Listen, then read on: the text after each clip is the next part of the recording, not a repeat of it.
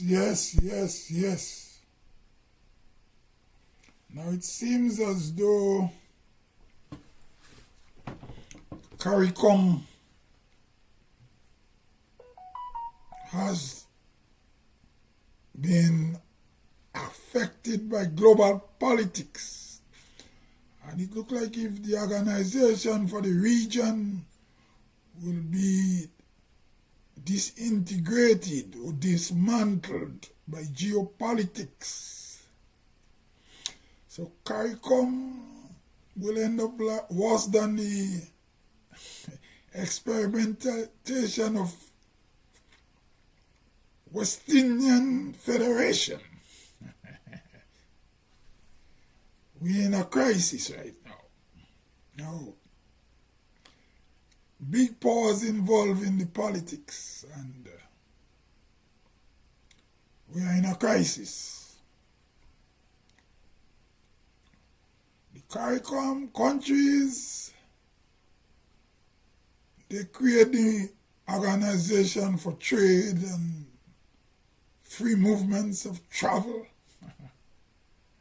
and it started with the Anglo-Caribbean, which was the English-speaking Caribbean. Then it spread to the Dutch Antilles, because Suriname is a full-fledged member of Caricom. Now we have in the Caribbean big island and small island. So in this present summit in the St. Kitts Caricom Summit, it's all about geopolitics and global politics and the Venezuela crisis, the American gunboat diplomacy. Who support America, who don't support America? The drugs trade in the region. Is there a race in the politics too? Some bloggers will talk about political leaders based on race, You might hear rhetoric like that, an accusation. If the politician, basically Trinidad, Guyana, you have East Indian Party, an African Party, and Trinidad and Tobago. You have the East Indian based party in Guyana in power, in Trinidad. The East Indian based party is in power in Trinidad presently. After many years of the African Party in power, crime and drugs cause lots of black people to vote for the East Indian Party in Trinidad because things was falling apart, as some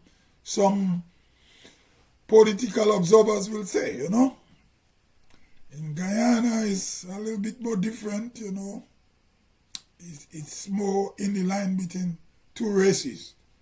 In Trinidad, it's not as bad, So, right now, we're in the global politics with Venezuela, Russia, China, America, and politicians and political parties are taking sides. They lean in this way or that way. Some head lean to the left, some head lean to the right. Right? In terms of Jamaica politics, and I listened to the summit, I wasn't surprised. Because if you check the history, why you talk about East Indian-based politics in Trinidad and Guyana, in Jamaica, political parties in Jamaica was not formed by blacks. It was created by the ruling class after adult suffrage. So, political party in Jamaica was formed by not the black people. No, I won't say it was formed by the black people, but black people follow. They choose a side, the black majority. So they are either PNP or JLP. And there was a time one of the leaders in the PNP Michael Manley was leading the socialist way. He wasn't black, but he was leading the socialist way. And then they had their own problem with the Americans and the Cubans and the Russians. And they went through a period of political violence, right? Now, I don't think that violence is there again. So, but the political base the party was not founded by, I would say, the black masses. So, when we look at the politics, and you look at Trinidad, Venezuela, and Guyana situation, I blame some CARICOM leaders too. So it's a two-way street. They were getting free gas and, I won't say free, but there was a deal, Petro-Caribbean. But during that time, Venezuela and Guyana had problem too, with borders, right? And Guyana is in CARICOM, and then you had politicians in the Caribbean who more to the left. For example, St. Vincent, Ralph Gonsalves, was more to the left. The PPP party in Guyana was once a leftist party, the ruling party. But no, I don't think it's left again. What caused them not to be left? The geopolitics change.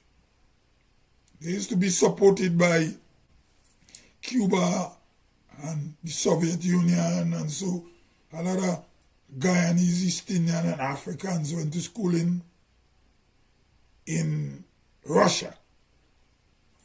And if my memory serves me well, the former president of Guyana, Jagdeo,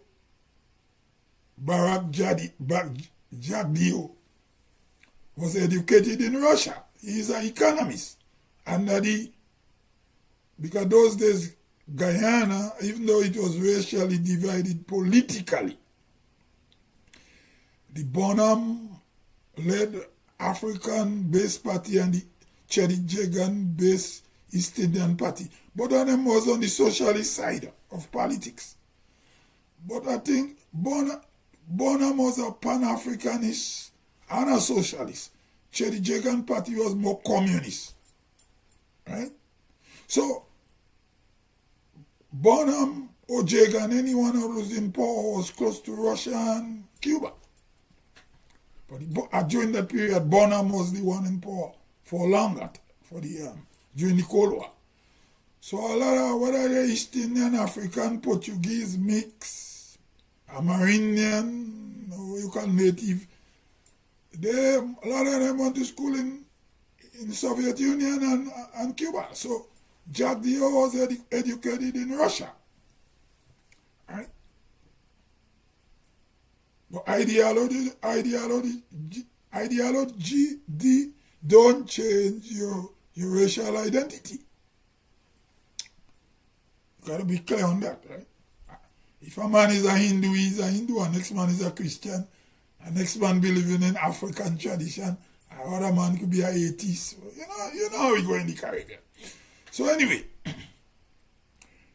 in terms of Trinidad and Tobago, a lot of people were not going to Cuba to school. I don't know about that. Because you had UE.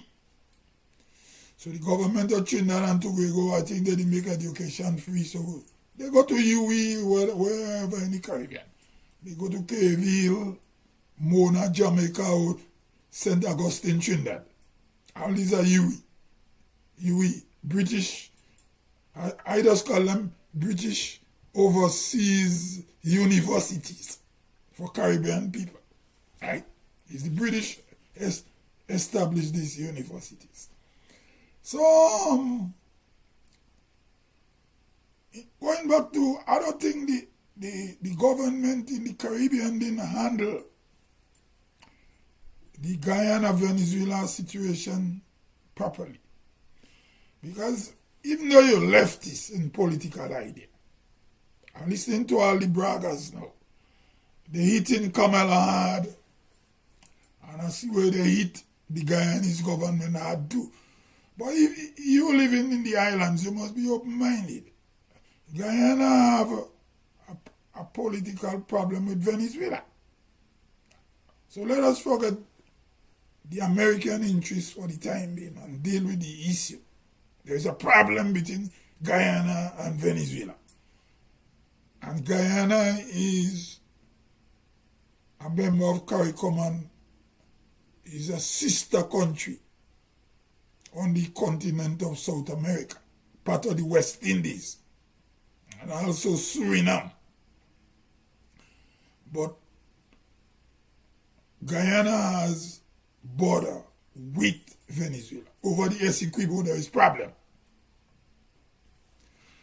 Now, former Prime Minister Ralph Gonsalves was supposed to be a mediator, you see. But we know he was a leftist. He is a leftist, and he was a friend of Maduro. So I don't know how genuine he was in the conflict, right? Let us be plain. Those days, Donald Trump was not in power, and Venezuela itself have its own problem with the United States with the oil and gas, right? I don't blame them for protecting the oil and gas. If you have something, what you have is yours. But my problem with Venezuela was the border with Guyana. Because if Venezuela is anti-imperialist, they should have settled that border with Guyana, because to say the oil is yours is the Spanish came and thief the native people land, and the British come and thief too. I said that in live before. So Maduro and what you say, Afran Ali or whatever he named from Guyana, they should have sit down and Maduro and sign a border dispute between the two countries. Caricom Countries was getting the Petro-Carib and they play the game too, you know. Even Jamaica was getting in the Petro-Carib. And we know Jamaica politics is more American, but you know it's politics. Everybody was getting a little thing from Venezuela. But when Donald Trump come on the scene, mighty Donald Trump come, a lot of them start back in.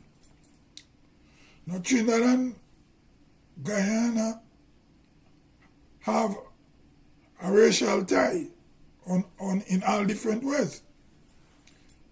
East Indian population, African population, Portuguese in Trinidad, Portuguese in Guyana. Right? I will see it like that. There are three groups of people.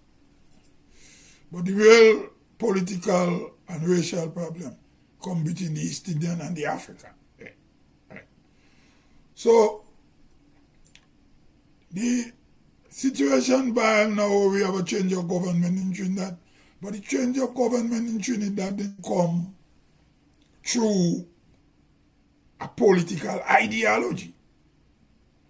And as I said, in Guyana, the PPP party, the ruling party, was once a socialist party. But maybe because pressure from Guyana, they switch. And the American looking for their interests. Because in Bonham era and Jagan era, America was closer to Venezuela. Venezuela was not a threat to America at that time. And Cuba and the Soviet was supporting Guyana when the little dispute come up. But now it switched. Cuba is supporting Venezuela. It's all come on political ideology. Because in the kidnapping of Maduro by the American military, some Cuban military man died in fighting. Right? So there is a political switch. So now with the Caricom meeting in Guyana, we see Caricom is about to dismantle. I listened to the Prime Minister of Jamaica, and I listened to the one from the Prime Minister from Trinidad. You could tell the language the Trinidadian Prime Minister is is a woman, is female. She show a lot of emotion in what she's saying and is more raw. So she tell you, bold-faced, she pro-American. The Jamaican Prime Minister play with words a little bit more sophisticated at the top, whilst the Trinidadian Prime Minister go local in with balance, which is more easy for the common man to understand that she's pro-America, but the Prime Minister of Jamaica, based on what he's saying, is pro-America too. So that two things settle. Then Guyana have problem with Venezuela, and you can't blame Guyana in the situation right now. Whether they were left once and they're not left again, but they're protecting the island gas too. Why is Venezuela is protecting its island gas, and they have conflict with America because America wants trade, capitalism, right? So I listen to a lot of Caribbean bloggers, people, and all they see it is how they're looking at it is not so it is. It's more complicated than that, and it's more historical. So it has race in it. You have big island, small island, island gas. And according to where these Caricom countries are located, they get more caught up in the geopolitical game right now. Because, for example, Jamaica is closer to America. It's close to Cuba. It's close to Haiti and Dominican Republic. It's not close to the other English-speaking Caribbean country. So they're looking their interests up there. There is a large Jamaican population in the US. No, Trinidad and Guyana and Venezuela does a little ding-dong over borders. You understand? Because there is thing where Venezuela drop map claiming part of Guyana, and they were taught in school that Trinidad belongs to them too. So if you're living in the OECS countries, maybe you're not too open to it as Trinidad and Guyana in the scheme of things with the US and the island gas and Donald Trump and Maduro conflict. But we know Jamaica politics, how it is built. It didn't come from the grassroots black people. These things we must analyze, The history of political parties. As I said, Michael Manley had gone socialist once. He was not a black guy, but he had a socialist idea, and a lot of things happened in Jamaica during his era, trying to change the political system. So in quiet times in Caricom, these guys used to meet and eat and drink and have a good time, talk about Caribbean integration, and they were more talking than doing anything. I would say the only people I could equate them with is this Grenadian socialist Marxists. I'm not saying the Caricom leaders was like that, or people with left-wing political teachings in Grenada. They talk a lot. So Caricom was talking a lot than acting. I'm not saying Caricom was a left-wing political organization. I just draw similarity with them Grenadian leftists.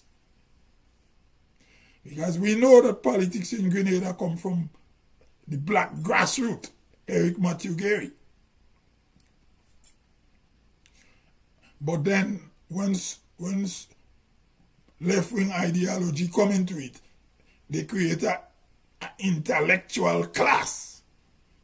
Now, Bishop and Code, Bishop is dead, Code is not politically relevant on the frontline politics because he went to jail. According to the Grenadian law, I don't think he could come back in frontline politics again. But they left the seeds behind, right? And the seeds creating seeds, because I noticed a lot of young Grenadians to the left.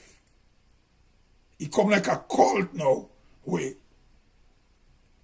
you hear a lot of intellectual political discourse to the left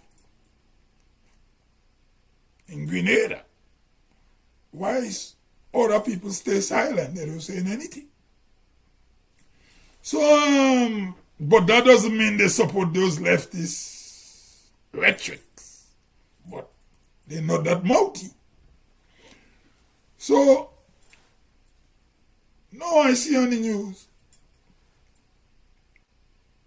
it looks like Kamala will be visiting the White House. She's going to talk to Trump. So, this is an next shift again in the politics. And as I said, the Prime Minister of Jamaica tell the rest of Caricom countries where he stands based on his language. And Kamala is in the battlefield down there. You understand? She is in the south of the Caribbean in the battlefield with supporting the US. Right? So, it left to the OECS countries. So he come back to the Federation again when the Federation fell. And the failure of the Federation create the OECS. And the OECS, this is why the OECS have that stable dollar. Right? So, it look like if CARICOM go break up, it go dismantle. After the meeting, after Kamala visit the White House and she come back, CARICOM go break up. But I have problem with a lot of left-wing political advocates. They don't understand politics. And most of them was silent in the Caribbean when there was all these gangs and drugs, and I never see them pop up. Blacks killing blacks in the islands and gangs. So all those things cause the people in Trinidad and Tobago go and vote for the UNC party by Kamala. And she has a lot to say. A lot to say from her country's perspective. Because the Jamaican Prime Minister say everybody had their own little thing on the side there. But it's not a oneness thing. You get the Caribbean politics. So it look like if CARICOM will break up. So it left for the small island again. Maybe they might have to bottle down. I don't know. That's how I see it. They might have to bottle down. As a unit again, as they did from, what was the Federation? I don't have no memory of no Federation. I don't know about that. I hear about it. So, and I read about it. So, what it was, 1958, it break up? Or what year you form? I don't, somewhere around it. So, these OECS country might have to bottle down as a little group again. You understand? Survival. Geopolitics. Or will Kamala be the godmother for the region? I don't know. What will be the politics? And then now, we have Barbados. Barbados is a special Caribbean country. Very interesting. The Barbadian people on a level of politics different from all the other Caribbean people. A different level of politics. Stable, little black country where people listen and they vote not by emotions, they vote with sense. That don't mean they're educated than other people in the other islands, but the culture makes the difference. Now we have Kamala, Wholeness, they take a stand. Motley, me and Motley holding she grounds. And then the other OECS politicians, leaders, they're talking. I didn't hear my Grenadian Prime Minister yet. I don't know if he get what he had to say. But I know in quiet time, Grenada was still more mouthy on leftist politics than other Caribbean countries. So, I believe Caricom is going to break up with the geopolitics. But then again, if and when Caricom break up, there is a problem. Because the people in Guyana, Trinidad, Grenada, St. Lucia, and St. Vincent, they got connections. There is a lot of Guyanese people what is of St. Lucian background, and during a hard time in Guyana, a lot of them went back to live in St. Lucia. I meet lots of them in Canada. The Guyanese of St. Lucia parents. And when Guyana was in its hard time, there was a lot of Guyanese come to Grenada, St. Vincent, and St. Lucia, and Antigua. And they were not discriminated against, whether they were East Indian, black, light skin, Portuguese, whatever race they were treated right.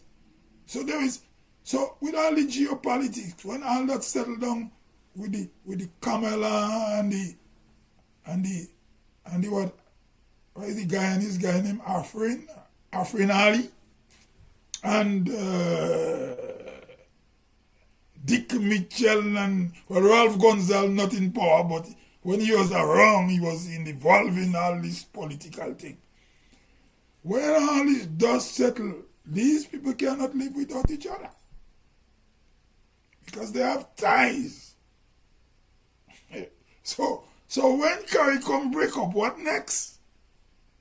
I'm talking about connections. Even when Jamaicans couldn't get access to go to North America, they were moving to Antigua.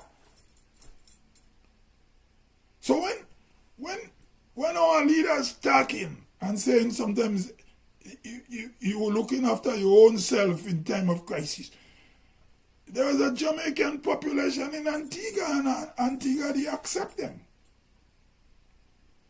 you see? So when Caricom break up, how long the region going to stay break up? That's the question. Before a Trinidadian and a Grenadian hear a soca song, they jump. They enjoy each other's music.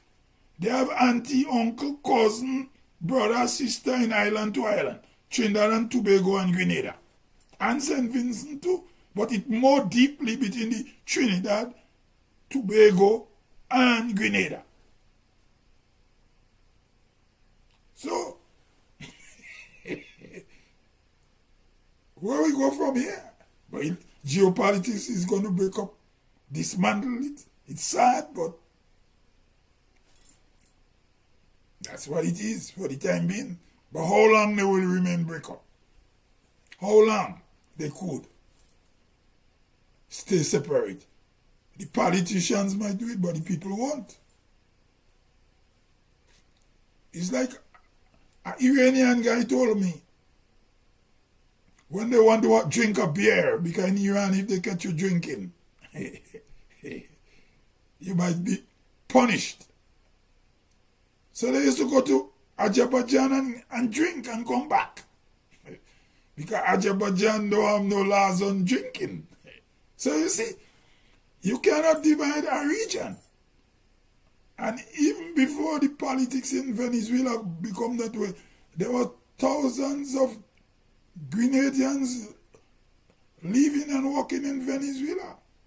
And also, Trinidad had the biggest population of English-speaking Caribbean people in Venezuela, because when they learned trade in trade school in Trinidad, because Trinidad had trade school for oil, because they were in the industry mode of oil and gas.